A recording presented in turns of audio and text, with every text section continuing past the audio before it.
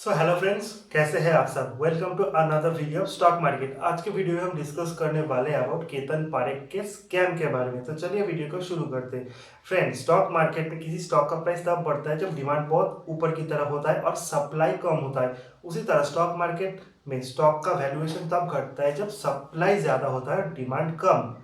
मान लीजिए किसी पर्टिकुलर कंपनी के स्टॉक में अगर किसी ने बहुत ज्यादा अमाउंट बाई किया, यानी कि 25 to 30% स्टेक को बाई कर लिया, ऑटोमेटिकली उस स्टॉक का प्राइस ऊपर की तरफ जाएगा। और इस बढ़ते हुए प्राइस को देख के रिटेल इन्वेस्टर, इंस्टीट्यूशनल इन्वेस्टर सभी का ध्यान उस पर्टिकुलर स्टॉक की तरफ जाएगा और उन्हें लगेगा कि वो स्टॉक बहुत ही अच्छा है, क्योंकि यही हमारा मेंटेलिटी है। कोई स्टॉक का प्राइस अगर बहुत अच्छा है, स्टॉक ऊपर ट्रेड करता है, तो हम समझते हैं स्टॉक बहुत ही अच्छा है। तो बहुत सारे रिटेल और इंस्टीट्यूशन इन्वेस्टर भी उस पर्टिकुलर स्टॉक को बाय करते हैं। फिर जिस पर्टिकुलर पर्सन ने पहले उस स्टॉक को बाय किया था, वो धीरे धीरे उस स्टॉक से निकल जाता है और अपना 25 to 35% स्टेक सेल कर देता है, जिससे स्टॉक का प्राइस फिर से गिर जाता है। लेकिन उसने पहले स्टॉक को बाय किया था और जब स्टॉक का प्राइस बहुत ऊपर था, तब उसने अगर उस स्टॉक को सेल किया तो उसे बहुत ज्यादा प्रॉफिट होता है। केतन पारेख ने भी इसी पर्टिकुलर टेक्निक को फॉलो करके स्कैम को अंजाम दिया था।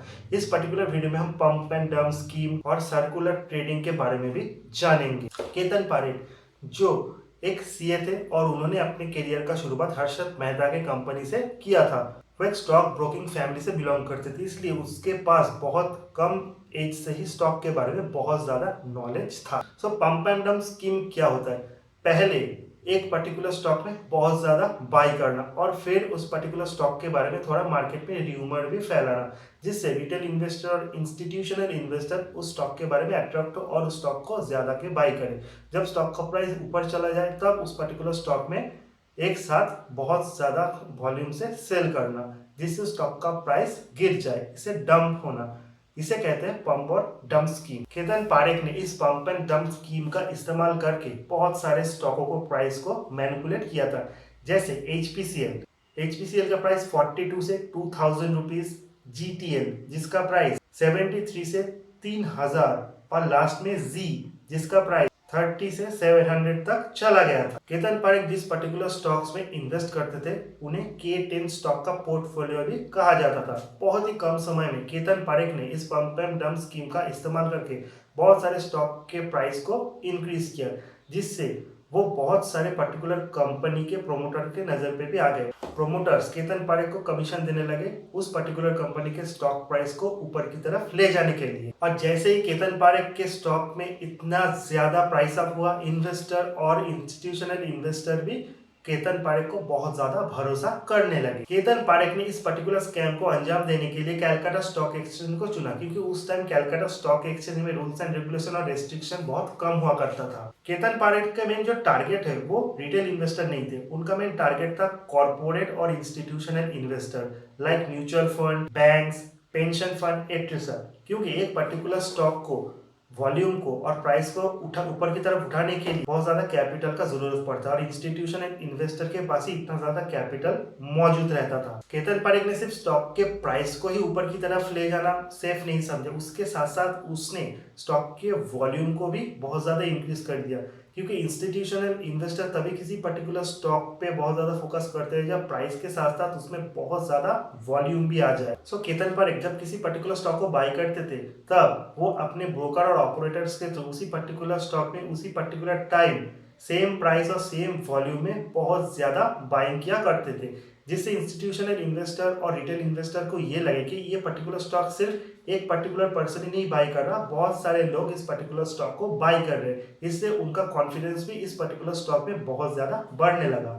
अब इंस्टीट्यूशनल इन्वेस्टर के पास तो बहुत ज्यादा कैपिटल होता था, लेकिन केतन पारेख के पास इतना ज्यादा कैपिटल आया कैसे, जिससे उसने बहुत सारे स्टॉक के 20-30% स्टेक एक्वायर किए। इसके लिए केतन पारेख ने चुना बैंक को। इसके लिए उसने चुना माधवपुरा मर्केंटाइल कॉमर्शियल बैंक को, यानी कि एमएमसीबी को। पहले तो केतन पारेख ने इस पर्टिकुलर बैंक में बहुत सारा स्टेक बाय कर लिया, जिससे केतन पारेख ने इस बैंक का ट्रस्ट जीता। फिर केतन पारेख ने इस पर्टिकुलर बैंक से बहुत सारा पे ऑर्डर कलेक्ट किया after depositing very short amount of money in this particular bank. पे ऑर्डर क्या होता है? पे order just like demand draft होता है। केतन पारेख ने एमएमसीबी से बहुत सारे पे ऑर्डर कलेक्ट किए और इस पे ऑर्डर को वो किसी भी पर्टिकुलर बैंक पे जाके एनकैश कर सकता था और उस पर्टिकुलर बैंक से कैश कलेक्ट कर सकता था। इस पर्टिकुलर केस में एमएमसीबी जो है वो गारंटर का काम करता था, यानी कि एमएमसीबी ने जब केतन पारेख को पे ऑर्डर्स दिए, एमएमसीबी इस केस में गारंटर हो गया। सो केतन पारेख ने अपने अकाउंट में बहुत कम कैपिटल रखने के बावजूद एमएमसीबी से बहुत सारे पे ऑर्डर कलेक्ट कर लिए, जिसका गारंटर एमएमसीबी ही था। इस पे ऑर्डर को केतन पारेख किसी भी पर्टिकुलर बैंक पे जाके एनकैश कर सकते थे, बट उस टाइम उन्होंने चुना बीओआई यानी बैंक ऑफ इंडिया को, क्योंकि बैंक ऑफ इंडिया में उस टाइम बहुत ज्यादा ट्रांजैक्शन हुआ करता था और उसके लिए बहुत ही इजी था बैंक ऑफ इंडिया से जाके इस पे ऑर्डर को एनकैश करना और अमाउंट को क्रेडिट करना। एमएमसीबी ने केतन पारेख को मोर देन प्रेस्क्राइब लिमिट पे ऑर्डर इशू किए थे, जो कि आरबीआई के रूल के अगेंस्ट थे। बैंक ऑफ इंडिया ने केतन पारेख को इन पे ऑर्डर के अगेंस्ट 137 करोड़ दिए, पर बाद में ये सारे पे ऑर्डर जो थे वो बाउंस हो गए।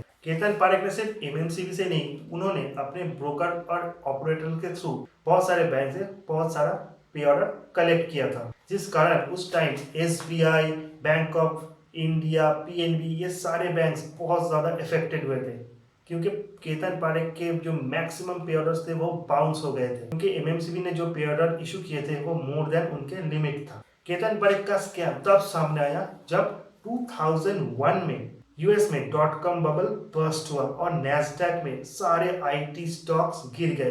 केतन पारेख ने जिन पर्टिकुलर स्टॉक में ज्यादा इन्वेस्ट किया था वो आईटी और एंटरटेनमेंट सेक्टर से बिलोंग करते थे, जिसे आईटीई भी कहा जाता था। तो जब .com बबल ब्लास्ट हुआ, सो नैस्डैक में listed maximum number of IT share में क्रैश आने लगा और इससे क्या हुआ, इंडिया में भी वो सेम चीज हुआ और सारे आईटी स्टॉक के प्राइस गिर गए और K10 पोर्टफोलियो में जितने स्टॉक थे उनके प्राइस भी बहुत ज्यादा गिर गए और केतन पारेख को लिक्विडिटी क्राइसिस होने लगा। तब बैंक ने भी केतन पारेख को बोरोड अमाउंट लौटाने के लिए बोला।